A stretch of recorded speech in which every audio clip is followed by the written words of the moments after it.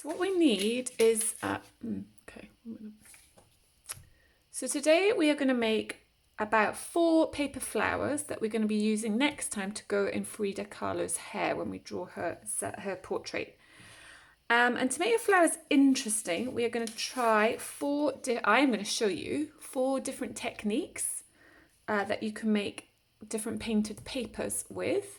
And then you can have a go at all of them, or you can have a go at just one of them, depending on what materials you have at home. If you just have one of those techniques, then obviously you're going to need to make a little bit more of that type of paper than if you're going to do 4 different ones. So the first technique, just one piece of paper. Your flowers are not going to be really big, so half a kind of A4 size is good. This is a bit of paper that I used for something else. I'm just going to recycle it. The first thing we're going to do is we're going to get some paint, and I'm guessing that most people have watercolor paint. So I'm going to use watercolor paint for this, and I want to, first of all, before I paint it, I'm going to paint water all over my paper. So this is what we call a wet on wet technique, where we have wet paper and then we add color on top, and we're going to put 2 or 3 different colors on. So I'm going to start with a light color in the background. So I'm just going to use lots of yellow, and I'm going to put that yellow on top of my wet paper. And don't worry if your paper, like me, had something behind it, because we're actually going to cut it up later, so it doesn't matter if there's some little marks or patterns or something on it. Okay, so I've used yellow all over my paper. Remember, if you're going to do this, you might want to find somewhere where it doesn't matter if your table gets a bit messy. Put something underneath it. This is my art table at home, so that's okay. And then I can use the same brush, or maybe you might want to use a thinner brush, and I'm going to put some darker colours on top. And you can choose if you want to do lines or spots, but you can see, because the paper is wet, the colour kind of runs into the wetness a little bit, and it kind of looks quite cool. So I'm going to go across with my wavy line. But that one colour might go over here because that paint wasn't quite dark enough. Remember to put lots of water on your brush and kind of mix the water around in the paint to make it darker.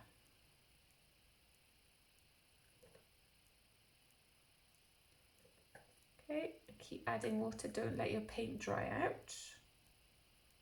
Okay, that's pretty cool. You could leave it like that, or I think I'm going to get one more colour, do some blue, and I think I'm going to go down with straight lines. Again, you'll see, because the paper is wet, you can see the colour starts to kind of dissolve into the paper.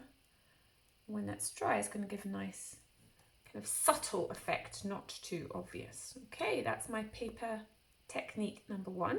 So I'm going to leave that to dry. Be careful, we can see it's running a little bit because it is quite wet. Sometimes it's easier to leave it to dry where it is. Now we are going to try another technique. Now remember, I said that about half a piece of A4, so I'm going to fold this piece in half and tear it. This one, I'm just going to use oil pastels. So I am going to do a light background. I think I'll get some yellow. And I'm going to colour my paper with oil pastels with the yellow.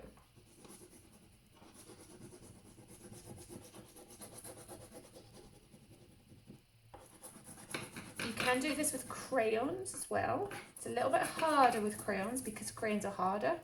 They're not as soft, so they don't go onto the paper quite so easily, not so thickly, but it does work. So you want a light colour in the background. You could do 2 or 3 light colours, but I'm just going to do yellow. Now make sure you have it all over. So really colour in all those little spaces.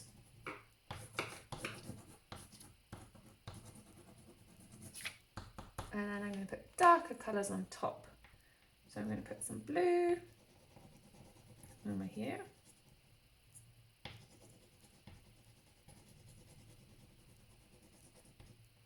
You can see that it's mixing in red next to it.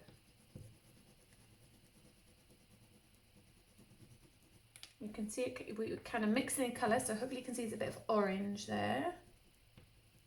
The red and the green have kind of made a brown there. Let's try some pink.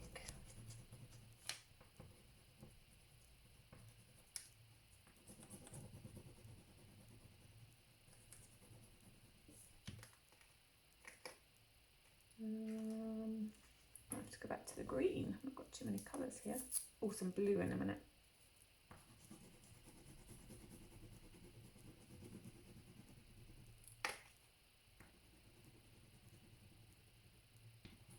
Just trying to make it really colourful. Remember, you're going to be cutting this up to make the flowers, so don't worry if it kind of looks a bit messy at the moment, that's okay. I'll finish off this bit here.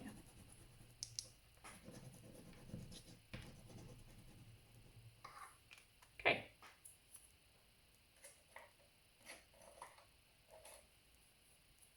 Now what you can do if you have one is you can get a skewer like this, just a wooden stick that you should have in your kitchen, and you can draw some patterns into the oil pastels. So it could be lines, it could be spirals, it could be spots. You could even try drawing flowers, because remember you're then going to cut this up and make it into flowers. That could be quite cool if there was flowers on your flowers. I'm just going to do a spiral pattern all over. So what you're doing here is you're scraping off the top layer of oil pastel so that you can see the colour that's underneath.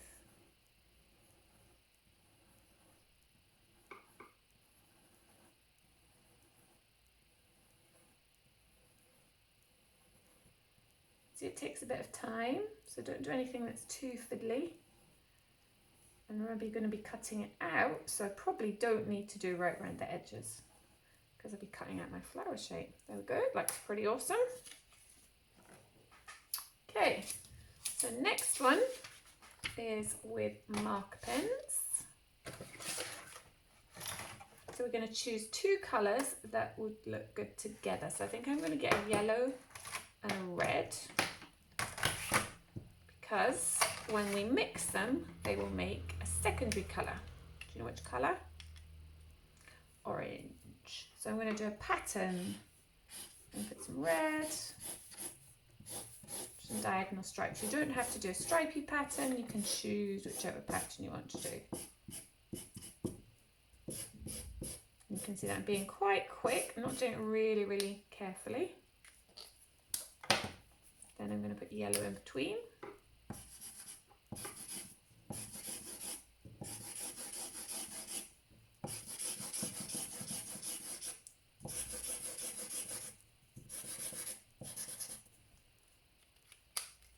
Then I'm going to get my brush and some water.